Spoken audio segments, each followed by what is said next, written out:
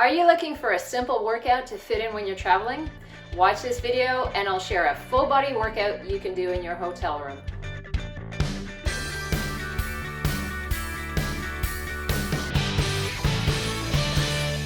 Hi, it's Ivana, helping you get fit, healthy, and strong at any age. If you're new, please subscribe and hit that bell. I'm an online coach working with busy professionals, many of whom have to travel on a regular basis, and they want to do their exercise when they're on the go. I'm going to be showing you this workout in my living room, and the main thing is it's short, only about 30 minutes. Of course, if you have a bit more time, you can just add a couple more sets if it makes sense for you. It doesn't require much space, so we're going to do this in a small area just in case you only have really a limited amount of space when you're traveling. And there's also no jumping, so you don't disturb the people below you in the hotel. And stick around to the end because I'm going to share some tips for fitting in your workouts when you're on the go. Remember that you're only going to be using your body weight because I'm assuming you have no equipment, so the rep ranges are going to be a little higher than what you're probably used to. If you're like most people in the gym, you're doing maybe 8 to 10, something like that. And these are going to be higher rep ranges because you're not going to be able to get the load that you normally would when you have dumbbells or barbells. So it's going to be a bit of a change from your usual training, hopefully. And that's actually great because when you're traveling, you can get a little bit more training stimulus and your body is more likely to change when you have something that's a little bit different from your usual training. You're going to start off with alternating back lunges. The starting position is about hip width apart, so be careful that you're not going too narrow. And you're taking your time, stepping back, alternating from side to side. I've just kept my hands down at the sides there, but if you're more comfortable, you can keep them up. And we're going for high repetitions on this one. I'm going to show you this from the other side as well.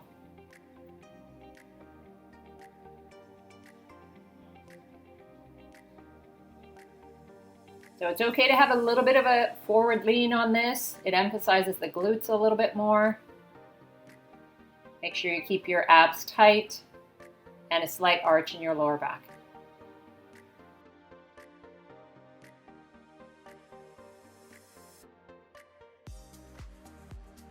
The next one is the side plank lift. So you're just going to get down on the floor on your side.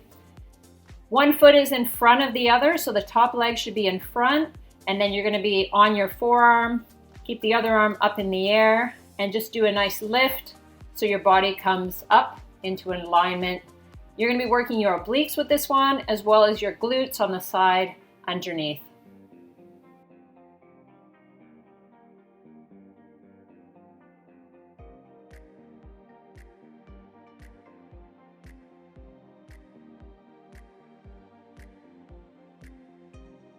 And now we're going into bodyweight squat. So you want your legs wider than hip width.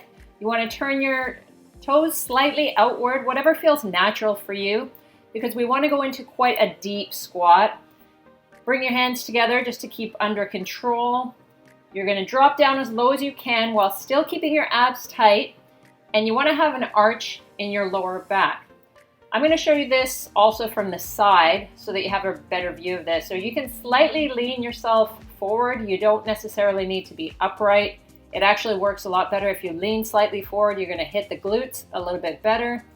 Just make sure you keep your core tight, your chest up so you're not collapsing your upper body. And now you're going to get onto the ground for push-ups. Try to make sure that your hands are directly down from your shoulders and you're fairly wide so that you can drop your chest right down in the middle. Keep your body in line, abs tight. Watch that you're not lifting your head too much or bringing it down so you're tucking it. Make sure that your neck is in line as well so you don't put stress under it.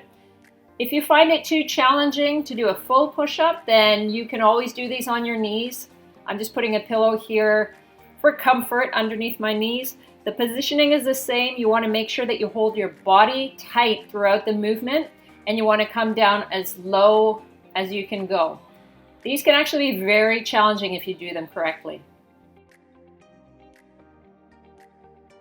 Now you're going to turn over onto your back for bridges. You want to make sure that your feet are hip width apart. Just rest your arms down at your sides and you're coming up, squeezing the glutes, pushing the hips up. And you can see as I come up that the alignment is quite straight. You don't want to push into your lower back. That's a common mistake. So make sure that you're coming up tight, hold, squeeze the glutes actively, and then come back down. Again, for this one, you're going to have to do quite high reps in order to get an effect because you're not loading it with any sort of weight.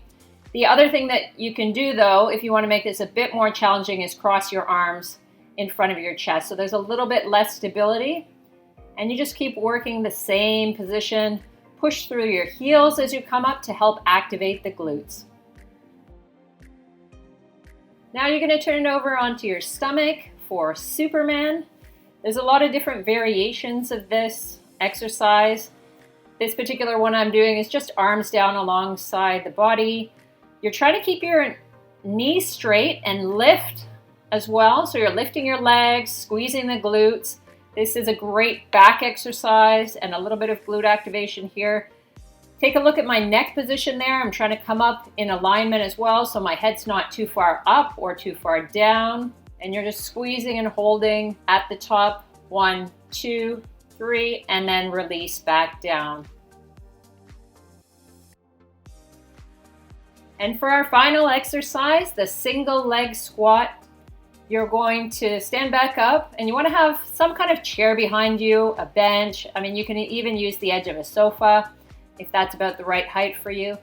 And you're lifting one leg in the air, trying to maintain an arch in your lower back as you come down and really with good control, just lightly touching. You're not actually taking the weight, just lightly touching down and then coming back up. And you want to make sure that you do this on both legs as well. Hopefully you enjoyed that workout. Please do comment below, how often do you travel? And have you been able to do workouts when you travel? And now my 3 tips for working out when you're traveling.